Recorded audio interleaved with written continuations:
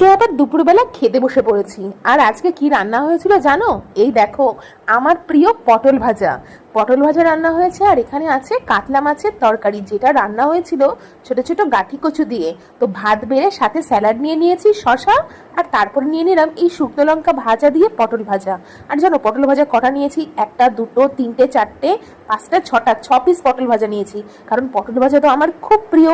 তারপরে নিয়ে নিলাম একটু মাছের তরকারি, যেটা আলু ও গাঠি কচু দিয়ে মা রান্না করেছিল, দারুণ টেস্টি হয়েছিল, কালারটা তো লাল টকটকে। তারপরে ভাতটা ভালো করে প্রথমে পটল ভাজা দিয়ে লঙ্কা, একটু শুকনো লঙ্কা ডলে পটল ভাজা দিয়ে ভালো করে ভাতটা মেখে আমি একটু খেয়ে নিচ্ছি। উফ, সেই টেস্টি। তারপরে খাওয়া হয়ে গেলেই আমি এবার মাছটাকে সরিয়ে রেখে তরকারি দিয়ে ভালো করে ভাতটা মাখছি। আর দেখো গাঠি কচুগুলো একদম গলে গেছে, আর মাছটা ভাঙতেই উফ, সেই টেস্টি। মাছটা একটু শুধু শুধু খেলাম, তারপরে এই ভাত দিয়ে মেখে আমি হাম হাম করে খেয়ে নিলাম। দারুণ টেস্টি। ভিডিও